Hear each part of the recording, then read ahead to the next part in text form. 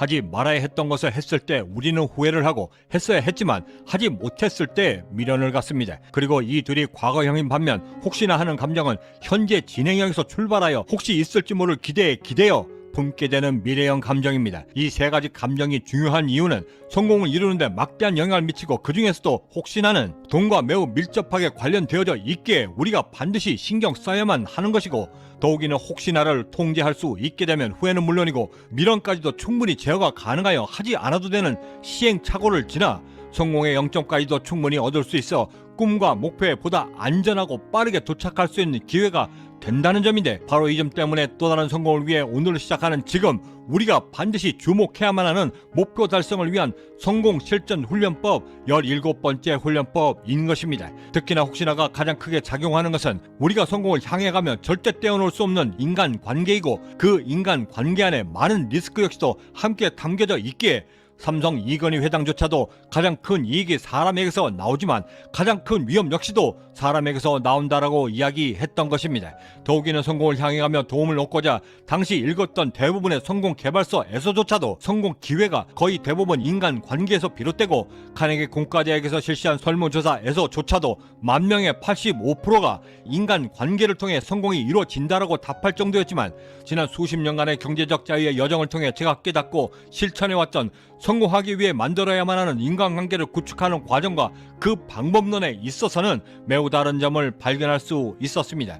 실제로 회사를 창업하고 본 궤도에 올라서기까지 매우 힘든 과정을 겪고 있던 당시 돌파구를 찾기 위해 책에서 말했던 것처럼 3040 CEO 클럽을 만들고 동창회 그리고 조참 모임들까지 쫓아다녔지만 들이는 시간과 노력 그리고 결코 적지 않은 막대한 비용들까지 들이는 것에 비해 효용성이 기대만큼 크질 않았고, 어느 순간부터는 허상에 가까울 정도로 부질없다는 생각이 들기까지 했지만, 그럼에도 그 인간관계들을 계속해서 유지했던 이유는 오직 하나, 혹시나 하는 기대감 때문이었습니다. 그렇게 혹시나 했던 마음으로 유지했던 인간관계 속에서도 어김없이 후회와 미련들이 수도 없이 교차되며 존재했고, 어느 순간에 이르러서는 그 모든 소모성 감정들 때문에 정작 성공하기 위해 집중해야만 하는 저의 성공의 시간들까지도 침범당해 그 고민의 골이 점점 더 깊어져 갔고, 그렇게 들였던 결코 적지 않았던 비용과 시간, 노력들이 뭔가 잘못되어져 가고 있다라는 의심을 품기 시작하며 제가 갖고 있던 그 모든 인간관계들을 재점검하기 시작했습니다. 그 후로도 꽤나 오랜 시간을 보냈고, 어느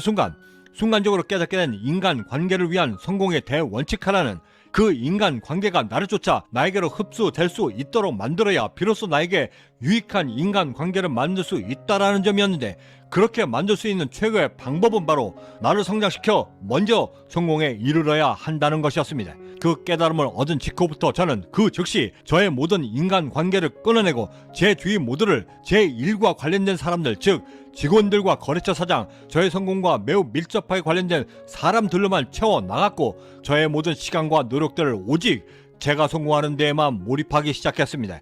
그렇게 무섭게 집중하여 4-5년이 흐른 후에는 조금씩 업계나 마케팅을 통해 제 브랜드가 조금씩 알려지고 저에 대한 인지도가 따라 부각이 되면서 정말 거짓말처럼 제가 의도했던 그대로 제가 그토로 쫓았던 인간관계들이 오히려 저를 쫓기 시작했습니다. 그때의 느낌은 마치 넓은 연병장 한가운데 거대한 텐트를 칠 때 그 텐트의 정 한가운데에서 크고 거대한 지주대를 높이 세우게 되면 저 멀리 있던 커튼 끝자락들까지도 함께 딸려 올라와 그 텐트의 모양을 함께 잡아가는 듯한 형국이었는데, 이는 마치 힘이 있고 파워가 생긴 블랙홀이 주위의 모든 것들을 함께 빨아들여 몸통에 담듯 인간관계가 조금씩 저에게 담기기 시작했습니다.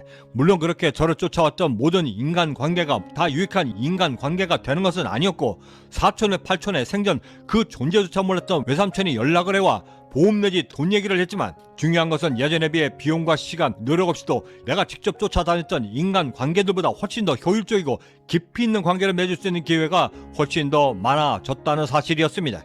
물론 그렇게 될 때까지 상당한 시간이 필요하고 인내는 물론이고 외로움의 대가까지도 치러내야만 하지만, 빌 게이츠와 워런 버핏의 인간관계가 그렇듯 인생에서의 귀한 것은 언제나 극소수이고 삶에서 귀하게 대접받는 인간관계를 형성할 수 있는 기회 역시도 그만한 가치를 분명히 지니고 있다는 사실에는 이견이 없었습니다.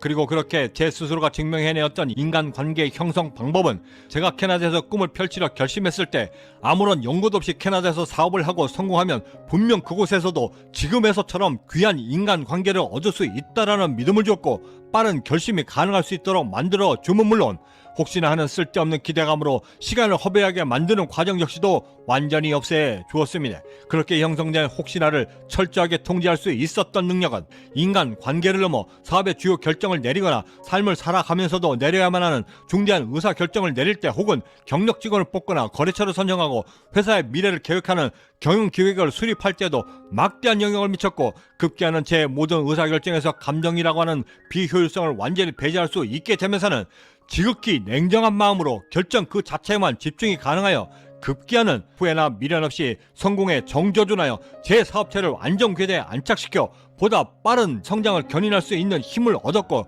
그때가 되면서야 비로소 성공이 인간관계를 통해 이루어지고 얻어진다는 말을 실감하며 성공의 기회까지도 사람에게서 나온다는 말을 큰 이익을 직접 실감하며 확신할 수 있었습니다. 어느 한 다큐멘터리에서 성공에 드리워진 그림자로 외로움을 지적했지만 지금 당장의 외로움보다 그 외로움을 견뎌 삶을 지탱하여 얻게 되는 보답이 훨씬 더 크고 값지기에 설사 지금 외롭다 할지라도 우리를 견뎌 다시 일어서게 만들어 주는 것이고 바로 그 힘 때문에 혹시나 있을 성공의 기회를 위해 우리가 오늘을 살아낸다는 것을 또한 뼈저리게 깨닫게 되었습니다.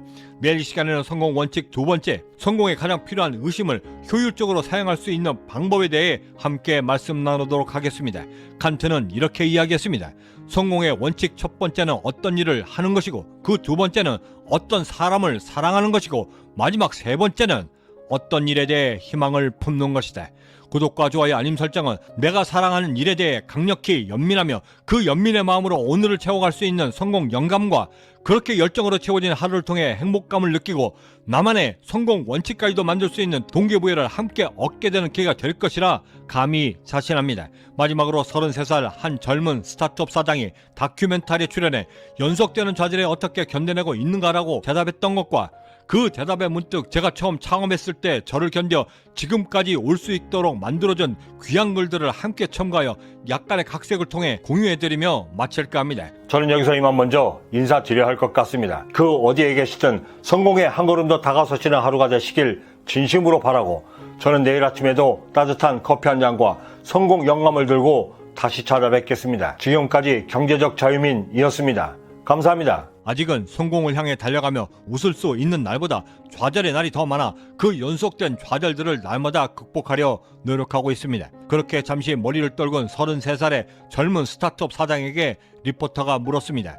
지금껏 그 좌절들을 견뎌내 올 수 있었던 원동력은 무엇인가요? 그때 그는 순간적으로 머리를 들며 자신의 스마트폰을 열어 한 단톡방을 열어보였고 자신이 매일 아침마다 명상하듯 읽는 글이 있다라고 말하며 카메라를 향해 보여줬습니다. 그 글에는 이렇게 쓰여져 있었습니다. 우리가 반복해서 얻는 행동이 바로 우리가 된다. 탁월함을 얻고 싶은가? 그렇다면 행동이 아니라 습관을 얻어라. 좌절도 습관이다. 승리할 것을 습관의 노예로 만들고 그렇게 되기 위해 매 순간 그리고 날마다 그 습관의 노예가 될 것을 기꺼이 시인하라. 그 글을 촘촘히 읽어 내려가던 젊은 스타트업 사장은 이렇게 덧붙였습니다. 사람이 습관을 극복하기가 가장 힘들다라고 저는 생각합니다. 저는 이 글들 중에 좌절하는 것도 습관이다라는 말이 가장 긴장되는데 근데 그 습관을 바꾸는 것은 지금 당장 내가 할 수 있는 거라 판단했습니다. 견디고 이겨내는 것도 하나의 습관이라 저는 믿습니다. 카메라는 이윽고 그 젊은 사장 옆에 놓여있던 한 권의 책을 비췄고 그 책의 겉표지에는 일론 머스크가 버릇처럼 하던 말이 아주 크게 인쇄되어져 있었습니다. 죽도록 일하세요. 제가 말하는 죽도록 일한다는 뜻은 80, 100시간을 매주 해야 한다는 뜻입니다.